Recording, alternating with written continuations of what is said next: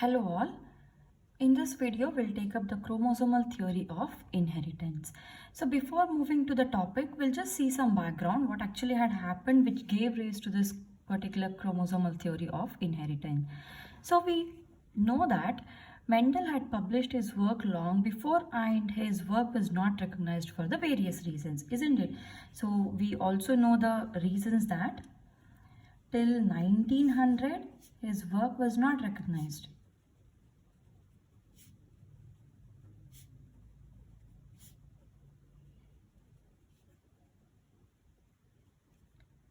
And the reasons why his work was not recognized was, at that time, communication was one problem. There was not enough communication. And the second one is, Mendel had used the term called as factors for the genes. He had called the genes as factors. And this word factors was not much known to the people, and people could not understand what actually these factors mean or what Mendel was speaking about. And another reason which actually was the reason for the work to not get recognized was he had used the mathematical tools. He had used mathematical tools, so wherein people were very much surprised, how can some biologist use mathematical tools? Today it is very common to use mathematical tools, but at that time, so people were very much surprised, how can a biologist use mathematical tools or formulas to explain his results? So these were few reasons which actually made the work of Mendel unrecognized. And one more reason was, see, this particular word factors. So he explained that these factors were the discrete units. He explained factors were discrete units, which simply means that according to the today's knowledge, so we can say that these factors are nothing but the alleles. So today what we call as alleles were actually what Mendel called as factors. So but at that time people had no clarity, and of course Mendel also could not give any physical proof actually. So this was one important reason that Mendel was not able to give the physical proof for what he called as the factors. But however, somewhere in the year 1900, so till 1900, his work was not recognized. But in the year 1900, three scientists, that is, we have already seen this. So this is just a repetition. Hugo de Vries, and then Carl Correns, and Eric von Tekmark. So these were the three scientists who rediscovered Mendel's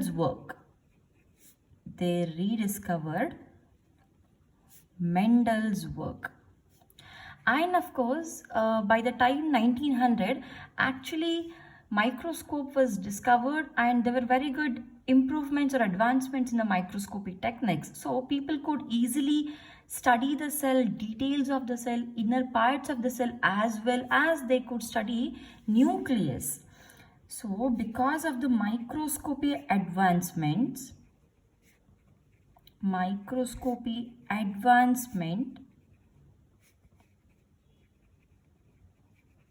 people were able to study the cellular details, I mean the parts of the cells, what all is present inside the cell and everything, and more specifically the nucleus. As well as what all is present in the nucleus. So when they studied nucleus, they got to know that some material inside the nucleus was actually dividing. It was actually dividing just before the cell division.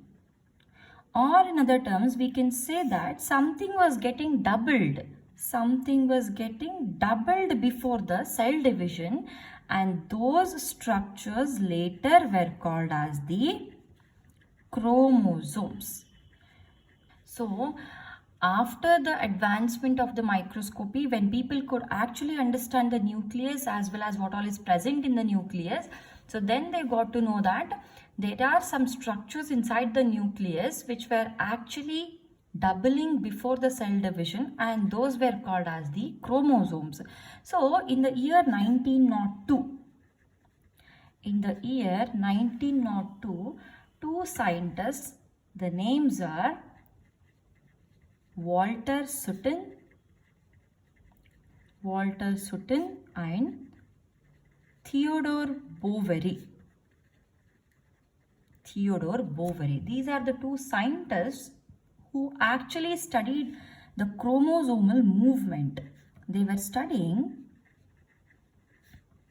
chromosomal movement. So when they were studying the chromosomal movement, they got to know that so these structures which we are calling now as the chromosomes are almost similar to what actually Mendel had find out and what he called as the factors. So when they studied the chromosomes or the structures which are present in the nucleus, they got to know that the structures which Mendel had called as factors were similar to the one which we are calling now as the chromosomes. And then they gave a comparison between the factors which Mendel had called and the chromosomes which today they had seen. And on the basis of the comparison of those two, so they had put forth few statements. The first statement was behavior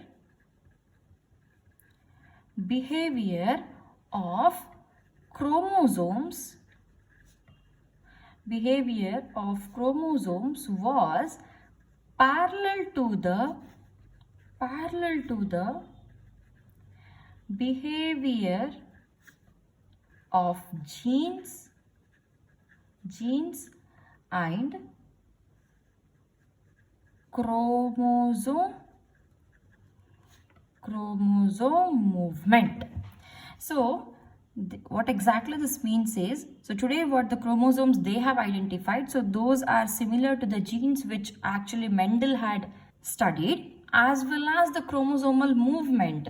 Even the Mendel had said the same thing, that they are moving from the parent to offspring generation, and the same thing is happening in the chromosomes also. This is what they meant to say. One more thing is both the chromosomes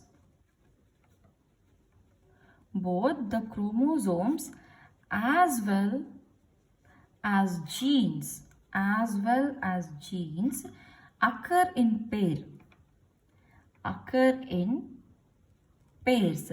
This is what the chromosomes, always we know that there are a pair of chromosomes, as well as if the genes are present here, then definitely they also will be in the pairs only. So this is what Mendel had explained, that every single character has two variations, or every single factor or gene has got two copies, which he called them as the alleles, isn't it? So the same thing is explained by the Walter and Sutton, but in the form of the chromosomes. Mendel had spoken it in the form of the terms genes or alleles, whereas the Walter and Sutton as well as Theodore Boveri, they are explaining it in terms of the chromosomes. The third one is two alleles of a gene pair. Two alleles of a gene pair are located on homologous sites on homologous chromosomes. So what exactly this means is, see, let's again imagine this is a pair of homologous chromosomes. So when do you call this pair as a homologous chromosome? Only when a particular gene or two alleles of a gene are located on the same sites. So the place where a particular gene is being located is called as the locus on the chromosome. So if these are two alleles which are representing the character height, okay, which are representing the character height, so then both the alleles should be on the same locus of the chromosomes. Then we call it as a homologous chromosomes, and these are called as the homologous sites. So what Sutton and Bovary had identified is two alleles of a gene pair. These two alleles of one gene pair are located on homologous sites of homologous chromosomes. But however, how did they study all these? So these were all studied only during the chromosomal movement. So what exactly is this chromosomal movement? What do you mean by chromosomal movement? Where is this chromosomal or the chromosome moving? So chromosomal movement means this is just the passing down of the chromosomes from the parent to offspring. That is called as the chromosomal movement. So we will just see an example. We have already studied mitosis and meiosis in our previous classes, isn't it? So we know what is meiosis and mitosis. So let's just take an example. So this is a cell and there are 4 chromosomes. Okay, so this is the first chromosome and we will make all the chromosomes with different colors. So this is the second chromosome and then we have one more chromosome. This is the third one and then we will take a fourth one. So these are the 4 chromosomes. So what happens in the G1 stage? In the G1 stage, this is the preparatory stage for the S phase, isn't it? So G1 phase, it is a preparatory phase for the S phase. Whereas when the cell enters the G2 phase, by the time it is entering the G2 phase, it has already completed the S phase. So what happens in the S phase? In the S phase, actually, the DNA replication takes place. So the content of the DNA is doubled. So we are writing the double DNAs everywhere now. So we have 2 DNAs or sorry double the content of the DNA. So this is the single content DNA. This one is single DNA. So the one which we are writing here is all the double content of the DNA. Okay. So now after the G2 phase, so here we call the chromosomes as the replicated chromosomes or double the content of the DNA. So then next the cell is entering the meiosis. Okay, so what happens in the meiosis? Meiosis, the pairing up of the homologous chromosomes takes place, and in case of after the pairing, all these chromosomes will come and they will arrange themselves at the center, which is called as the metaphasic plate, isn't it? This is what happens in the meiosis. So now the cells have arranged themselves at the center and this is the meiosis 1 anaphase stage.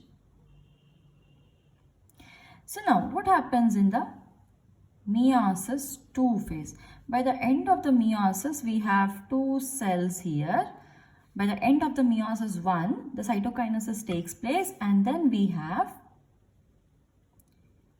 2 cells by the time of meiosis 2 prophase. So now we are speaking about the 2 cells. So what happens in the 2 cells? Again, this will split. The upper chromosomes are coming on one side and this is coming on one side. So if you consider this as a homologous pair, okay, if this is a homologous pair, out of the pair one chromosome comes here, one chromosome comes here. So we have this chromosome here and we have this chromosome here. Out of one pair, one has come here, one has come here. Similarly, out of this pair, this chromosome is present here and this chromosome is present here. So this is how it divides. So this is at the anaphase stage of meiosis 2. Then after the meiosis 2 anaphase, the telophase, and then after the telophase, we again get to see the cytokinesis. So in that cytokinesis, so now splitting up of the chromosomes will again take place. So here this is splitted, one comes here, one comes here. And similarly, out of this double content of DNA, so centromere splits and one part comes here, one part comes here. Similarly, this one comes here and one comes here. And then out of this, one is here and one is here. So these are the haploid germ cells. These are the haploid germ cells. So now the movement of the chromosomes, this is a parent and these are the offsprings, isn't it? So the movement of the chromosomes from the parent to the offsprings is called as the chromosomal movement. So the same thing is being explained in your NCERT also. See, this is a cell when it is at the G1 stage and G2 stage. G2 stage means it had already completed the S phase here, isn't it? So here we have the single content of DNA, and then by the time it is entering G2, it has completed S phase where the DNA replication takes place. So here there are double content of DNA, and then when the cell enters meiosis, prophase we have so many stages of in the meiosis 1. So after that metaphase takes place. During the metaphase, the chromosomes will come and arrange at the center, that is double metaphasic plate is being formed. And then when it comes to the anaphase, in the anaphase, the chromosomes are being pulled up. The pulling up of the chromosomes takes place. So this is a pair of homologous chromosomes. Fine. This is one pair of homologous chromosome. In this pair, one is moving up and one is moving down. So then this is splitting to form, this is one cell and this is one cell. So the same picture is being presented here. So here in this diagram, they have skipped the telophase, telophase 1 as well as prophase 2 and metaphase 2 phases are being skipped. Directly they have given the cell of anaphase 2. So once the cell is here, that is at the anaphase 2 stage, it means that it has completed telophase 1. During the telophase, these are splitted, and after that there is one cytokinesis which is splitting the cell, this single cell, into two cells.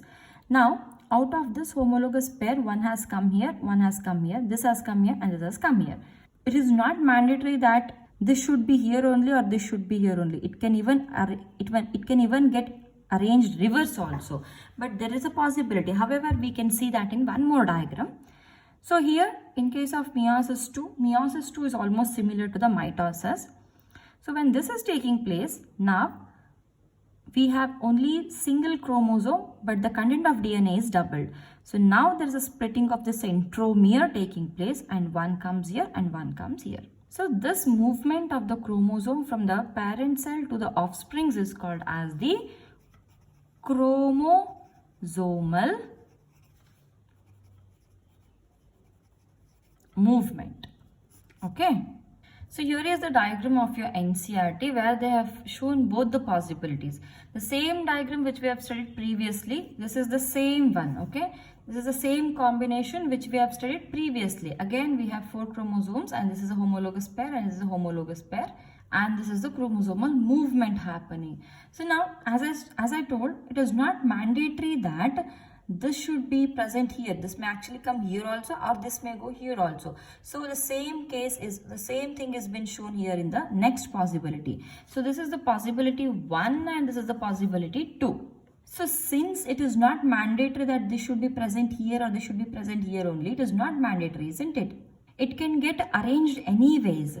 So what is arrangement? Where we have spoken about arrangement, the arrangement is being learnt in the assorting independently. So it is not mandatory. It can independently get arranged anywhere it wants, isn't it? So that is called as the independent assortment. So the reason why they have shown this diagram here is, or the reason behind showing 2 possibilities is, it can get arranged this way, green here, red here, or otherwise they can get arranged reverse also. This is a possibility 1, this is a possibility 2. It is not mandatory that it should get arranged like this only. So they can arrange this in this way also. The decision is independent. The arrangement is independent. This is called as the independent assortment. What is assortment? Assortment is nothing but the arrangement, isn't it? So this we call it as independent assortment. And then meiosis is taking place in both the terms. So what exactly is being learnt in the chromosomal theory of inheritance is, or the main motive of studying the chromosomal theory of inheritance is, the factors which Mendel explained are nothing but the chromosomes which we are studying today. This is what is explained in the chromosomal theory of inheritance, as well as Mendel told that the genes will inherit from parent to offsprings, and today we say that chromosomes are getting inherited from parents to offspring. So nothing new. Whatever Mendel had explained is again explained here, but in the terms of chromosome they have explained. Mendel had explained it in the terms of the genes, and Sutton and Bovary have explained it in the terms of the chromosomes. That's it. However, experimental proof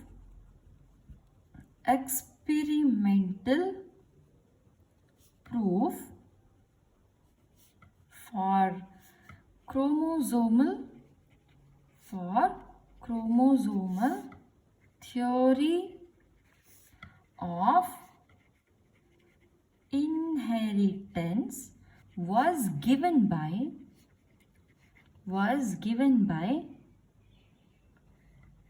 T.H. Morgan.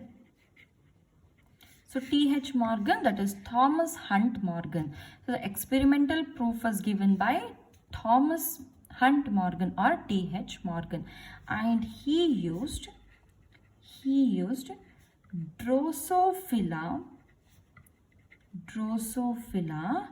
melanogaster. So he had used Drosophila melanogaster as the experimental organism to explain this chromosomal theory of inheritance. So why exactly the Drosophila is being used? What is the reason behind using the Drosophila? The first reason why Drosophila is being used as the experimental organism is, so it can be easily grown on the synthetic media. It can be easily grown on synthetic media. This is the first reason. And the second reason is they complete life cycle in just 2 weeks. It means that one cycle of a Drosophila is completed in 2 weeks, and if it is mating for one time, then that single mating will produce large number of progenies. So this is very, very important. So always the experimental organism should be chosen in such a way that they can be easily grown in the laboratories or synthetic mediums, and they should have a very short life cycle. Only then we can study more number of cycles or more number of generations in a very short time. As well as if a single mating is producing only 1 or 2 progenies, and is very difficult to study, isn't it? So if they're producing more number of progenies, then we'll be having the options or n number of options to study. And one important reason is they have a clear differentiation. They have a clear differentiation of male and female. That is, female is quite longer than the male, so we can easily identify which is female and which is male. And one more very important reason is, so it shows many type of hereditary variations. They show hereditary variations, and these hereditary variations can be easily seen using the low power microscope. So these are the reasons why actually Drosophila melanogaster is being used as the experimental organism. So in the next video, we will take up the linkage and recombination.